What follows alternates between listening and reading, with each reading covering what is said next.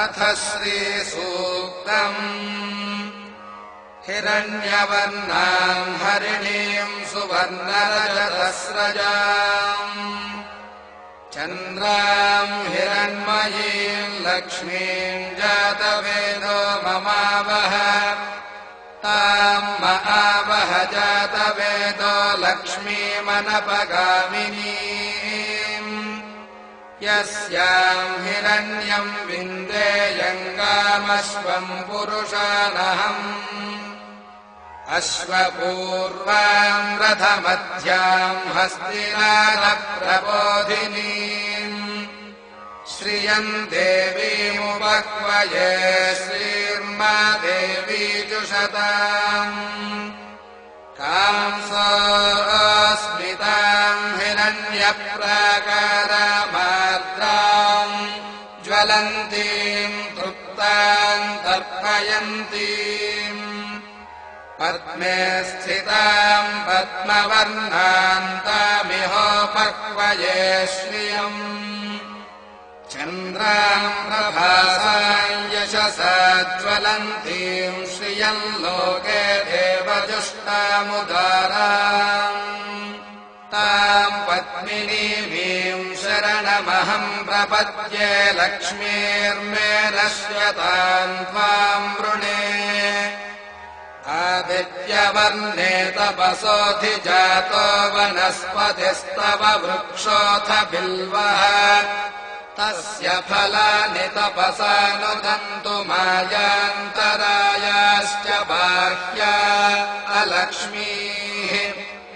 उपैतु माम् देवसखः कीर्तिश्च मणिना सह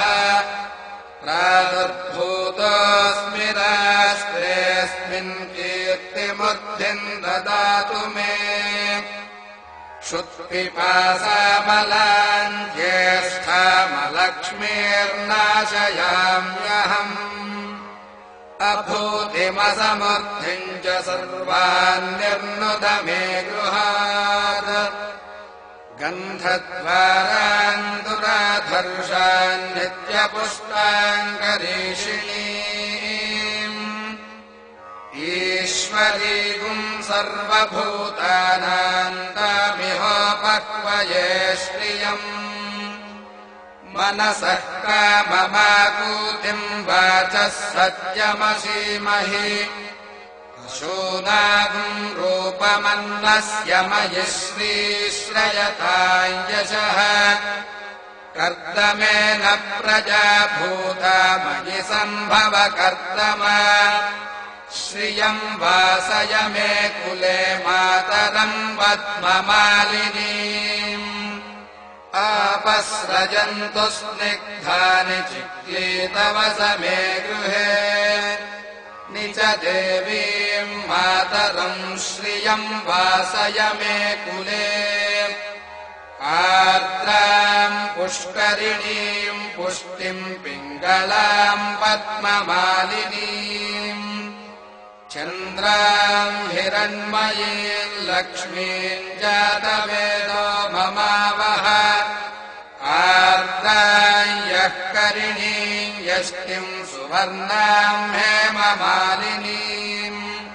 सूर्याम् हिरण्मयीम् लक्ष्मीम् जातवेदो ममावह ताम् महावह जातवेदो लक्ष्मीमनपगामिनीम् यस्याम् हिरण्यम् प्रभूतम् गावो दास्योऽश्वान् विन्देयम् पुरुषानहम् यः शुचिः प्रयतो भूत्वा जुहुयादाज्यमन्वहम् श्रियः पञ्चदशर्चम् च श्रीकामः सततम् जपेत् आनन्दः कर्तमश्चैव चिक्लीत इति विश्रुताः ऋषयस्ते त्रयः पुत्राः स्वयम् श्रीरेव देवता पद्मानने पद्मभूरो पद्माक्षी पद्मसम्भवे त्वम् माम् भजस्व पद्माक्षि येन सौख्यम् लभाम्यहम् अश्वदायि च गोदायि धनदायि महाधने धनम् मे जुषताम् देवी सर्वकामार्थसिद्धये पुत्रपौत्रधनम् धान्यम् हस्त्यश्वाजाविगोरथम् प्रजानाम् भवसि माता आयुष्मन्तम् करोतु माम् चन्द्राभाम् लक्ष्मीमीशानाम् सूर्याभाम् श्रियमीश्वरीम् चन्द्रसूर्याग्निसर्वाभाम् श्रीमहालक्ष्मीमुपास्महे धनमग्निर्धनम् वायुर्धनम् सूर्योधनम् वसुः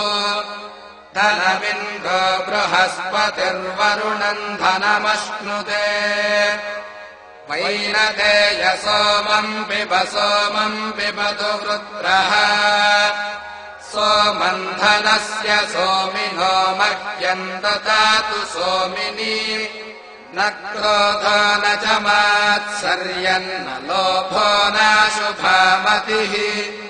भवन्ति कृतपुण्यानाम् भक्तानाम् श्रीसूक्तम् जपेत् सदा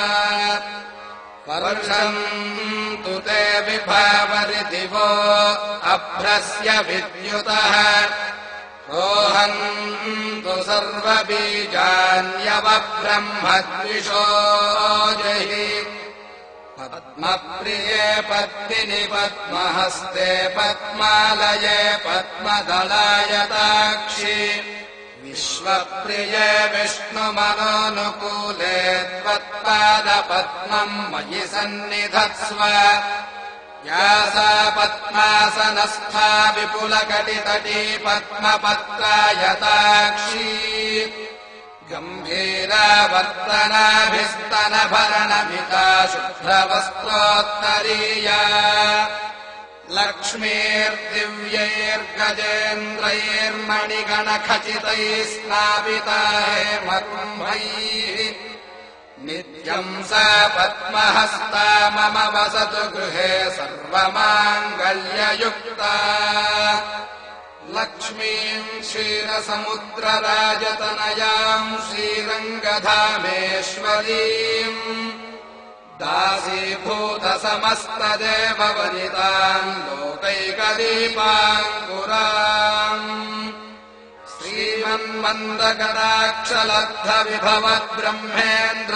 श्रीमन्मन्दकटाक्षलब्धविभवद्ब्रह्मेन्द्रगङ्गाधराम्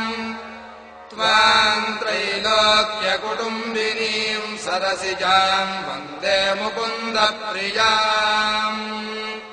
शुद्धलक्ष्मीर्मोक्षलक्ष्मीर्जयलक्ष्मीः सरस्वती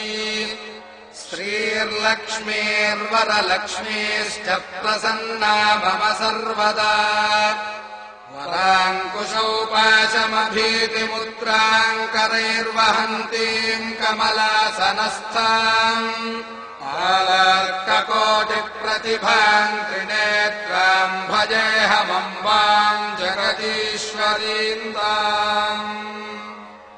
सर्वमङ्गलमाङ्गल्ये शिवे सर्वार्थसाधके शरण्ये त्र्यम्बके देवि नारायणि नमोऽस्तु ते महादेव्यै च विद्महे विष्णुपत्न्यै च धीमहि तन्नो लक्ष्मीः प्रचोदयात्।